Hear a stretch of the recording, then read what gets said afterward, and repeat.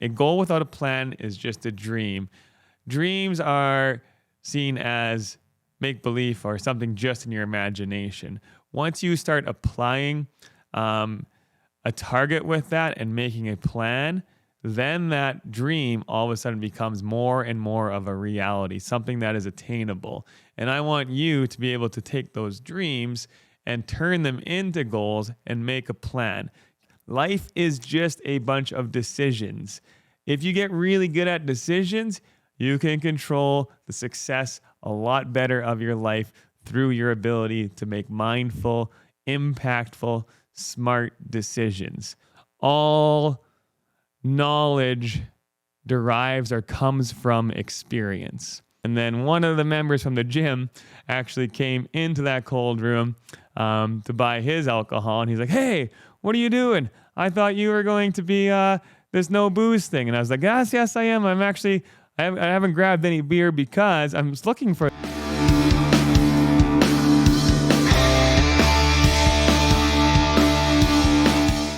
Hey everyone, welcome to the Northern Strength Fitness podcast show. My name is Brandon. I am your host and the owner of Northern Strength Fitness in Tisdale. Today we are on episode number 4. Thank you for listening or watching. If you guys have missed the first 3 episodes, definitely go back and check them out. And before I get started, I just want to say another thank you for all of those people that are listening, giving me feedback, subscribing to the YouTube channel. I got a nice studio here. At least I'm pretty proud of it. I like the environment that we have within the studio here, and I'm looking forward to bringing on some guests. So I've upgraded the cameras recently. So if you guys wouldn't mind checking out the video stuff, that is awesome. But also feel free to keep listening on whatever channel that you guys find convenient for you. Hoping to get the show out to as many people as we can. If you like our message, the show will only grow by you guys sharing and being excited about it, I guess. So I appreciate the support so far. But today's episode is going to continue on with what we talked about in episode 3, which was challenge equals change. So now we're going to talk more about how to, I guess, set yourself up for success with finding a goal and then tips for those goals. Okay, so today's hopeful takeaway will be an understanding of stuff that you can put forward into goal setting and achieving those goals, no matter it be in the gym or out of the gym. Could be used for anything from nutrition to work. That's kind of the idea, to strengthening your community. Kind of the idea, like I was saying, of the show is to show you guys how you could take stuff you learn within the fitness world, apply it to your own lives to get healthier, stronger, but then take those same concepts, move it away. That's kind of what the goal is of the show. And the goal of today is to talk about goals for you. So you want to challenge yourself, okay? You're all excited. You listen to the last one. You're looking for a challenge. Now you got to set yourself a goal. Now, do you need to set yourself a goal? That's debatable. We're going to talk quickly about goals here. I think I'm going to go deeper into goals at one time on a podcast, but just quickly on goals. Goals are there to help direct and reflect, okay? So in a sense, if you don't have a goal, it might be hard to hit a target. So think of a goal like a target. I used to teach archery, okay? So I took an archery course back when I was just a wee lad of maybe 24 years old-ish, I'd say. And then through that archery course, I learned some important life lessons about how you can apply what we did on that to other areas in life and how having a target is important, okay? So in archery, you got to try to hit the target, gather yourself some points. There's some steps to it, but a simple way to do this would be like, well, if I blindfolded you and said hit the target, it's going to be very difficult for you to hit the target because you can't see the target. You might not even know what the target is. So until you have a goal with a nice target, it's going to be hard for you to hit those targets, okay? Now, along with those goals, you're going to need to have some strategy to achieve it, right? There's the whole concept of SMART goals, specific, measurable, attainable, realistic, time-based, or type. I used to teach a lot of those in my health classes. those could be a way to look at the goal, but another way would just be like strategizing. Let's look at archery. So archery had its steps. So you'd have to learn about the bow, how it works. You'd have to learn about how to put up your arrow, the line that you had to learn the setup stance and repeat that setup stance for consistency. So I remember part of the archery was you had to nock your arrow, find your draw point, which if you put, like we were told, put your finger by your lip. That way it's a consistent place every time, to pinch your shoulder blades back, to release, to follow through, to let it kind of slide through versus quick releasing. All of those were part of the process of shooting an arrow to eventually reach the goal, which is the target, right? So if we take off the blindfold, we know where the target is. Awesome. Once we learn how to shoot that bow, awesome. Then we can use where our arrows are landing and adjust the plan as needed, okay? So having a goal definitely helps. Having a plan definitely helps. And there's a quote that I like. It's how does it go? A goal without a plan is just a dream. So again, a goal without a plan is just a dream. Dreams are seen as make-believe or something just in your imagination. Once you start applying a target with that and making a plan, then that dream all of a sudden becomes more and more of a reality, something that is attainable. And I want you to be able to take those dreams and turn them into goals and make a plan. Okay, so again, try to grow through life, right? That's what we're here for. At least that's what I hope you're here for. And these tips today that I'm going to give you are all going to help you find some success in those goals, just like you might want to hit that target with the arrow. And if you do miss the target, how to adjust and do better for the next one. Okay, so let's go into my 6 tips for goal success. Okay, so this is how you're going to navigate yourself through any goal, whether that be in the gym or out of the gym. But we're going to focus in on exercise, as this is a gym and fitness podcast show. But I'll use some examples about some other things as well. Okay, so tip number 1 is having a good decision-making process and practicing your decision-making process. Life is just a bunch of decisions. If you get really good at decisions, you can control the success a lot better of your life through your ability to make mindful, impactful, smart decisions. Okay, so there is a process called the decision-making process, and you go through it every day. I used to teach about this in my health classes, but every single action that you're going to go through, you're going to have a decision to be made, okay? It kind of goes like this. You're going to gather information. You're going to go through the pros and cons.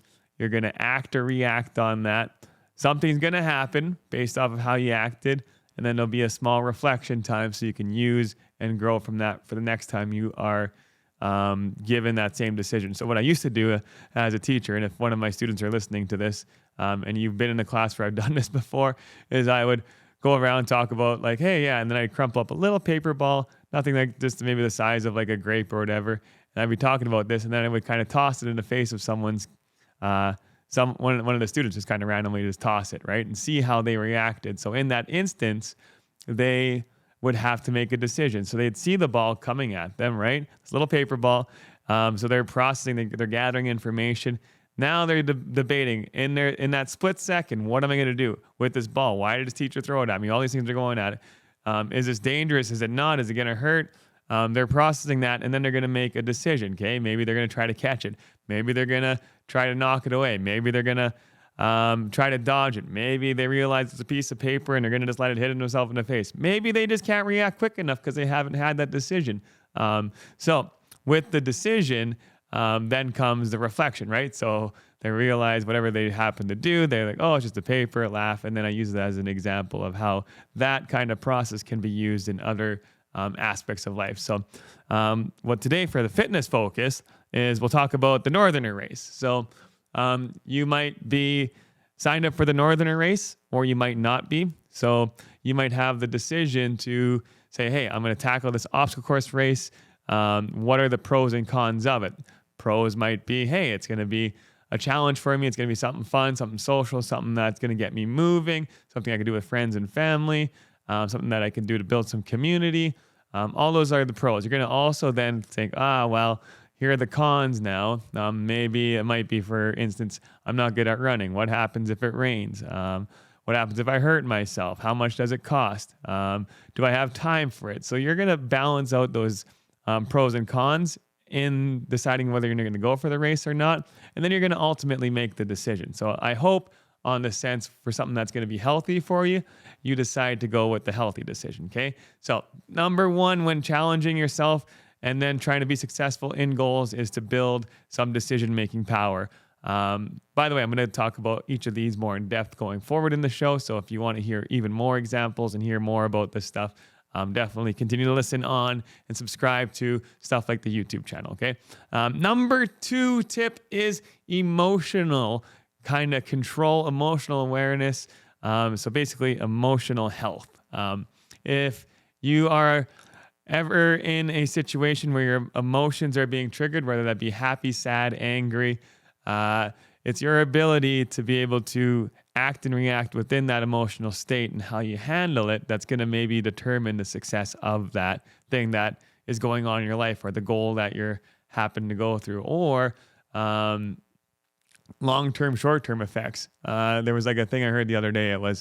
It takes maybe 20 years to build a reputation and only 20 minutes to wreck a reputation, especially if you are acting super emotional and you make a dumb decision. So just think about that for a quick context, reflect on that. But how do you even handle the emotions?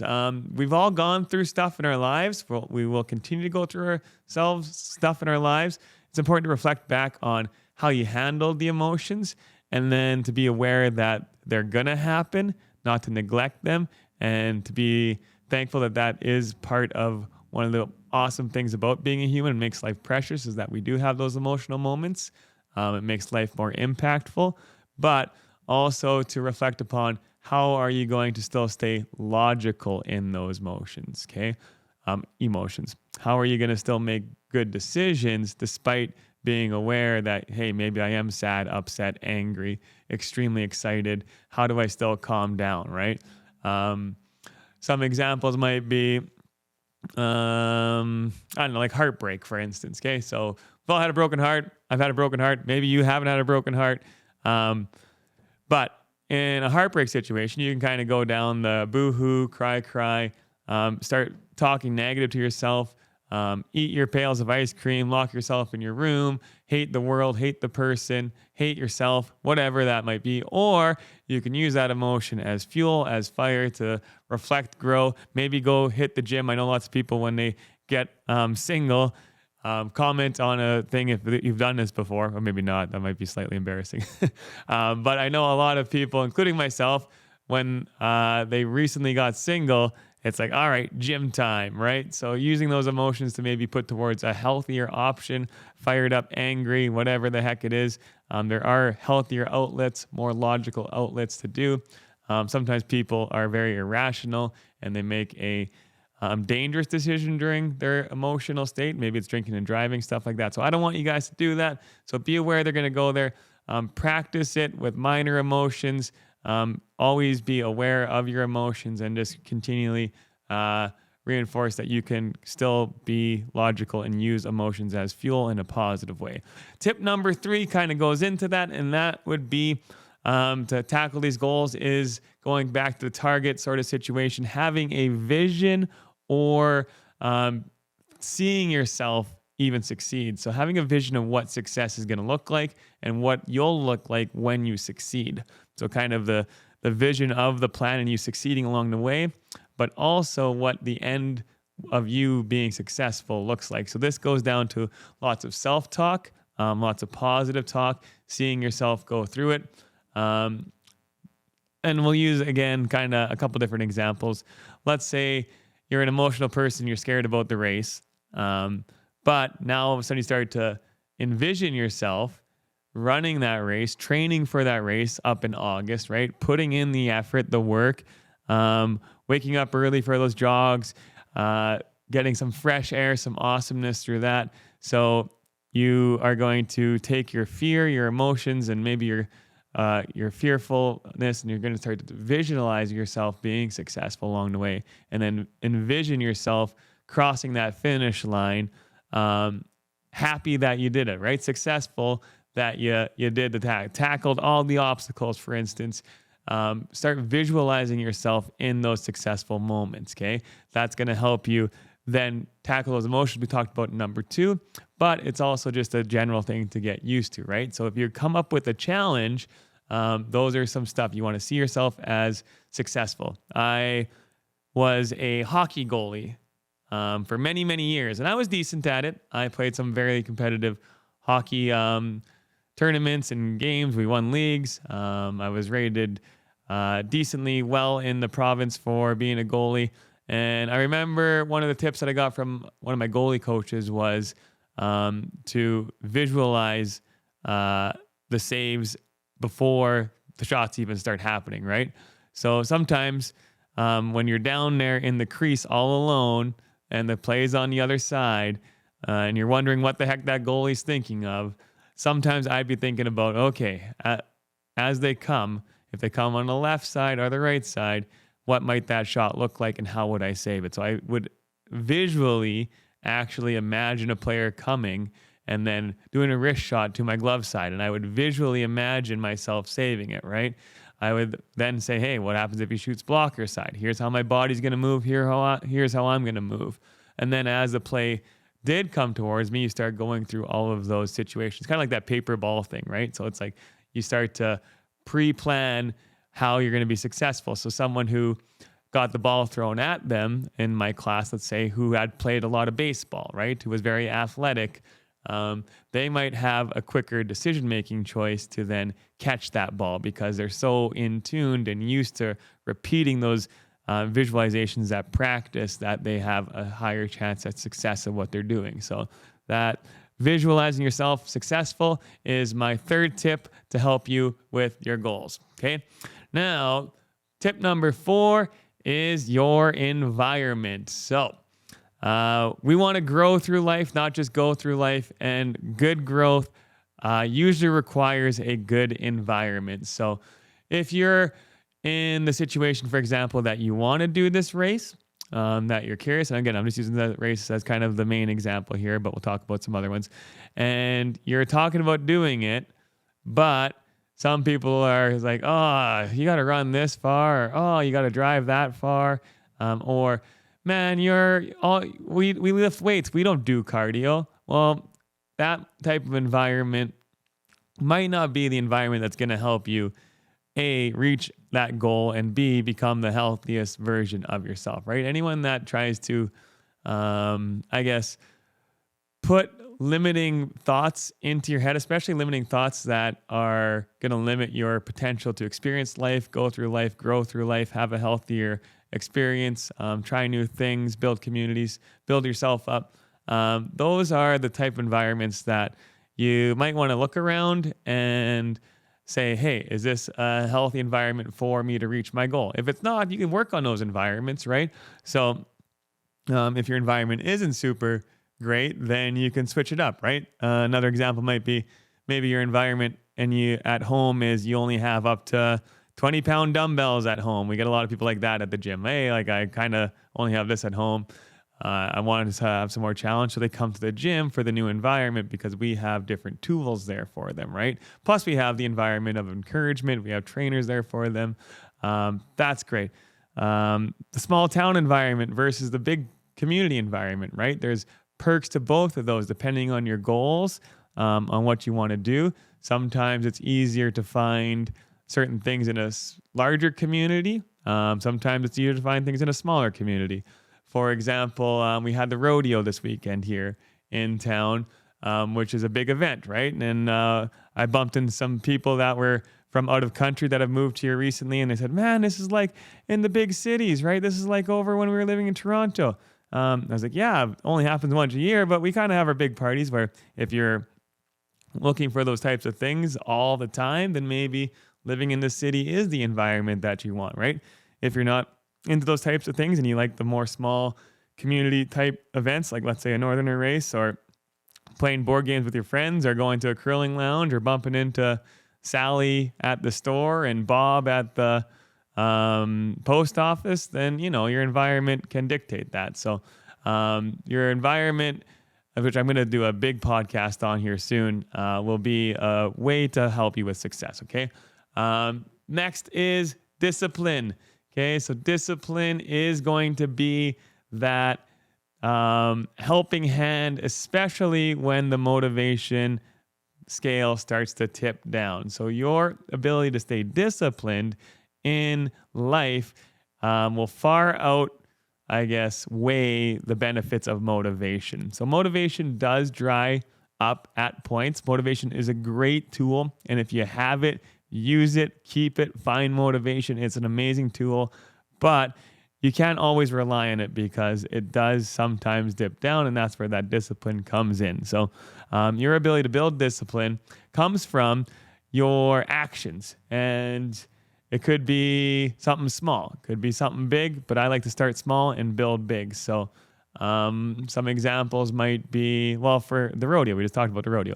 I had a goal to not drink this weekend. I wanted to prove to myself that I can go to a social event that's big like that, still go visit, have some fun, still go on the dance floor, do that. I don't need to be intoxicated to prove to myself that I can go out and do those things. So I was disciplined in those actions, and I set myself up for success by having a good environment. I actually even told people at my gym that I wasn't going to be drinking, so that way they can help hold me a little bit accountable. And then throughout the weekend, I didn't drink. And I was really proud of myself. I stayed disciplined to that. And then having that successful environment, if we kind of back and visualizing myself as a success, right? Knowing that, hey, my emotions, I might be a little bit more nervous because alcohol kind of relaxes your decision-making process, which is why decision-making is an important thing to practice. So go backpedaling, right? So that discipline is a skill built over time. And that help, right? So an example, again, back to this drinking at the rodeo, I tried to set myself up for success. And what I wanted to do was I'm going to have some people over for a few drinks before we headed out. And I invited them over. What I want to do to set myself up for success, because I'm a big craft beer drinker. I really like the flavors of them all. So if you're a craft beer drinker too, awesome. If you're not into craft beer, totally, that's fine too. But I just like the flavor of them. So what I did was I went to the Sobeys liquor store here in town, and I was searching for a couple of the non-alcoholic craft beers. So I'm sitting there trying to find it in this cold room. And then one of the members from the gym actually came into that cold room to buy his alcohol. And he's like, hey, what are you doing? I thought you were going to be this no booze thing. And I was like, yes, I am. I haven't grabbed any beer because I'm just looking for these non-alcohol, and they used to be in a certain spot, but I was like, I can't seem to find them. So eventually I asked the till guy where they were. I grabbed my 0.3 and 0.5% alcohol craft beers. And then when I had people over, I still got that nice little flavor. But I stayed disciplined. I had a nice environment. I had a plan. I visualized myself going to the dance. I still danced.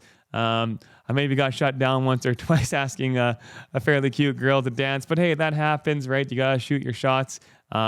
And still had a really good time visiting with people. And if I can go and do it again, I probably would. So that would be that nice acts of discipline. You could build those things by simply not hitting snooze on your alarm as many times. So I used to hit snooze on my alarm 6 times, right? And then I'm like, well, let's only do 3 times. All right, let's stick for 3 times.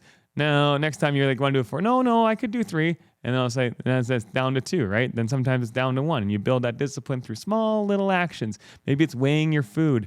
Maybe it's going to the gym 3 times, like you said. So just build that discipline up. It's great to help you reach those goals. All right. Number 6, the last tip on the list for helping you guys with all those goals. And just a quick recap. Oh, I forgot to talk about discipline and the race. How can I link discipline into that race?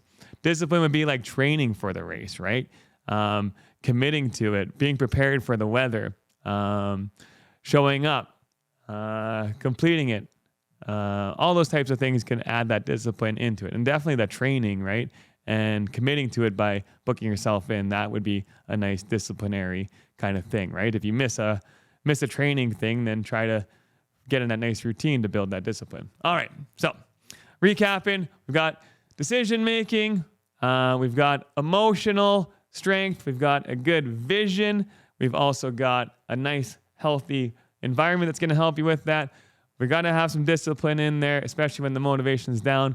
The last tip that I have here is on knowledge and experience. So if you want to reach your goals, if you want to be successful in the gym or out of the gym, the more knowledge you have, the better.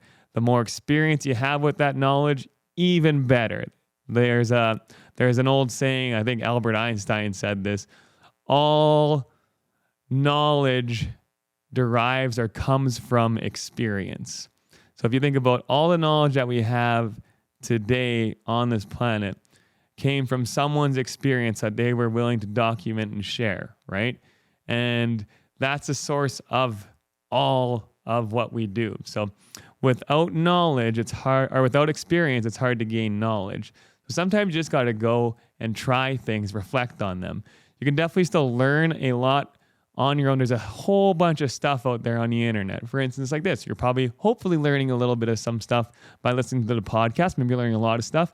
That's knowledge, right? So now the experience would be your ability to navigate and use those knowledge points. So if you think of knowledge like points and experience like your ability to connect points, so think of like a dot, a bunch of dots, right? You got math skills, you got fitness skills, you got talking skills, you got dancing skills, you got all these different skills. Experience is your ability to connect all of those dots in a super efficient way to get to the goal that you want, right? So when you have that experience, you might connect the dots one way. Maybe you missed a dot, you reflect on that and be like, oh, maybe I should have done this instead. Or maybe I was missing some knowledge. So you gain some knowledge, you can make some connections. So when you have more knowledge and more experience, you can connect those dots more efficiently. It might take time. And that's why they say there's no replacement for experience, because you might have that knowledge, but being able to apply it and use it to achieve your stuff is a different ball game, right? So that's tip number 6 on that. Boom, boom, boom. All right. Now, if you're still here, I actually have a little bit of a bonus one, okay? If you have done all of that, okay? So this is kind of the bonus of the podcast show today. Oh my gosh, I got to go back. Hey, wait for the bonus.